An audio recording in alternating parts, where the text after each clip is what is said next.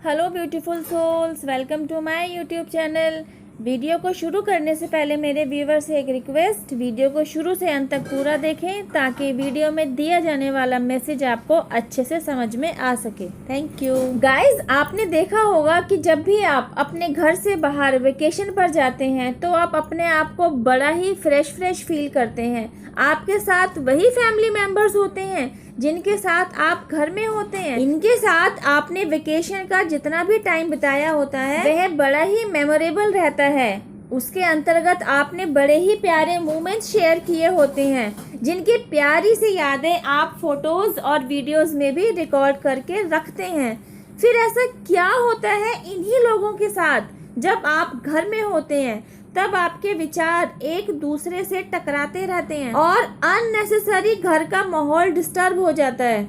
और इस डिस्टर्ब माहौल का कारण भी आप एक दूसरे को ठहराने लगते हैं। इसकी रिस्पॉन्सिबिलिटी कोई एक अपने कंधे पर नहीं लेता। धीरे धीरे यह एटीट्यूड डेली रूटीन का हिस्सा बन जाता है। इन्हीं लोगों के साथ आगे तक की पूरी लाइफ है और इन्हीं लोगों के साथ तालमेल नहीं बैठ रहा होता तो ढूंढना पड़ेगा ना वह रास्ता जिसकी वजह से आपसी तालमेल ना बिगड़े, घर का माहौल ना बिगड़े, मानसिक शांति डिस्टर्ब ना हो, घर में हंसी खुशी का माहौल क्रिएट हो। गाइस, क्रिएट शब्द को अच्छे से समझिए।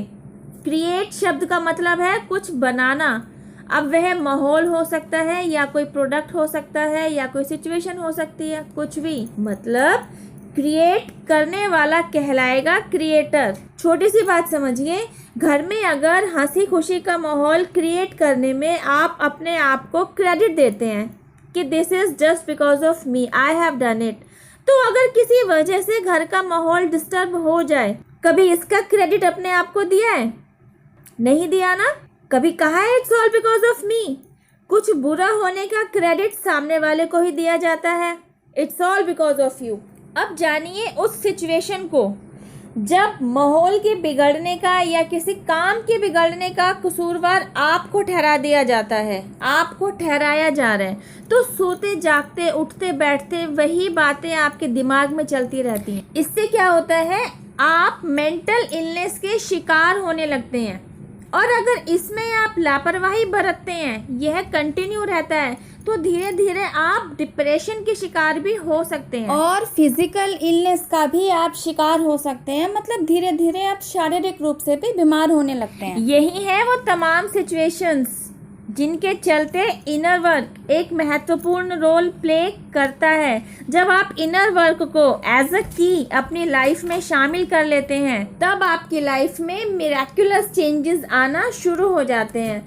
गाइज, इनर वर्क एक ऐसी चाबी है जिससे आप न केवल डिफरेंट सिचुएशंस के ताले खोल सकते हैं, बल्कि अपनी किस्मत का ताला भी खोल सकते हैं। अपने ऊपर काबू पाना, अपने मन को वश में रखना, अपने इंद्रियों को होल्ड करके रखना। सुनकर थोड़ा सा अटपटा लग रहा होगा ना, बाप रे इतना सब कुछ करना पड़ेगा, तो आपकी गलतफहमी दूर कर देते हैं। ये वे काम नहीं है जो आपको करने हैं, बल्कि ये तो वे काम हैं जो खुद ब खुद होते चले जाएंगे just because of your inner work. You know what, अपने ऊपर काबू तो आपने बहुत पहले ही पा लिया था। चौंक गए ना ऐसा सुनकर? मैं बताती हूँ, आप में से कितने ही लोग होंगे जो ट्यूसडे को नॉनवेज नहीं लेते, और आप में से कितने ही लोग ऐसे भी होंगे जो व्रत भी रखते होंगे, और जब व्रत रखे हैं तो व्रत से जुड़े नियमों का पालन भी करते होंगे। नॉर्मली जो आप फूड कंज्यूम करते हैं ड्यूरिंग द फास्ट, आपको वह फूड नहीं लेना है, तो आप अपने आप को कंट्रोल कर पाते हैं ना। तो आखिर वह स्ट्रेंथ कहाँ से आती है जो आपके मन पर आपको काबू पाना सिखाती है? मैं आपको बताती हूँ, यह स्ट्रेंथ आपके अंदर पहले से ही है, बाय बर्थ ही है। गाइज, ये तो सिर्फ दो छोटे से एग्जाम्पल दिए हैं जो आपको समझाते हैं कि स्ट्रेंथ आपके अंदर पहले से ही मौजूद है और इनर वर्क भी आप पहले से ही करते चले आ रहे हैं। तभी ना इन दो हैबिट्स पर आपने कंट्रोल किया, बस अभी आपने इसे डिसकंटिन्यू कर दिया है और अब बस इसी इनर वर्क की स्ट्रेंथ आपने अपनी लाइफ की बाकी सिचुएशंस को हैंडल करने में दिखानी है। चलिए इसी वीडियो में दिए गए एग्जाम्पल को कंटिन्यू करते हैं। कि हर तरफ से आपको कसूरवार ठहराया जा रहा है। जो आप पर दोषारोपण कर रहे हैं वे आपके अपने ही हैं, जिनके साथ आप इमोशनली अटैच हैं।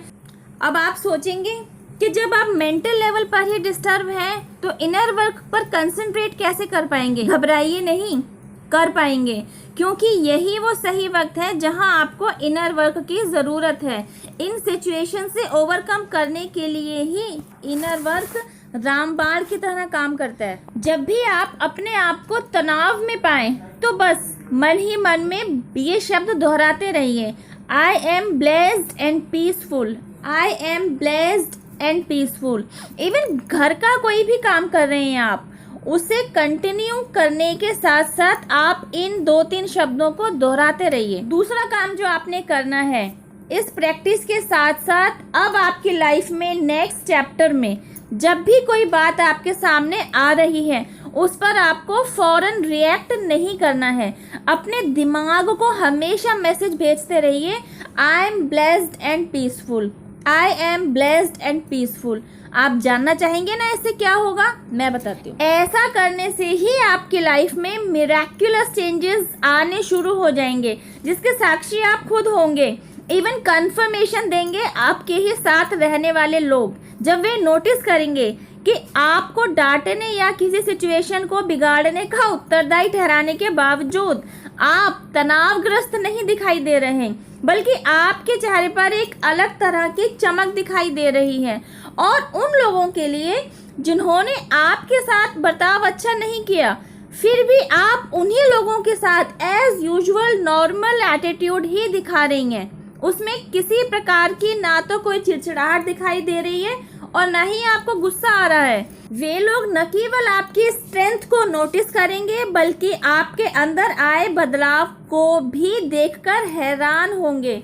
वे आपके अंदर नोटिस करेंगे कि आप किस तरह से हर सिचुएशन के बारे में उसको डील करने के लिए, उसको हैंडल करने के लिए इनिशिएटिव लेने लगे हैं, उस पर खुलकर बात करने लगे हैं, अपना पर्सपेक्टिव सामने रखने लगे हैं। वे लोग आपकी इस बात से भी हैरान होंगे जब आप उन्हें बिगड़ी हुई सिचुएशन के रूट कॉज तक पहुंचाएंगे, उन्हें रूट कॉज दिखाएंगे और साथ में समझा पाएंगे कि इस बिगड़ी हुई सिचुएशन को किस तरीके से डील किया जाना चाहिए था, या अब क्योंकि वो हाथ से निकल चुकी है तो अब इसे किस तरीके से डील किया जाना चाहिए। गाइस, प्रॉब्लम किसी भी फील्ड में क्यों ना हो, ज़रूरी है उसके रूट कॉज को पकड़ना, उस पर काम करना, उस तकलीफ से अपने आप को बाहर लेकर आना। जब आप अपने ऊपर काम कर लेंगे ना तो आप देखेंगे धीरे धीरे दूसरे लोगों का रवैया भी आपको लेकर पॉजिटिवली बदलने लगा है।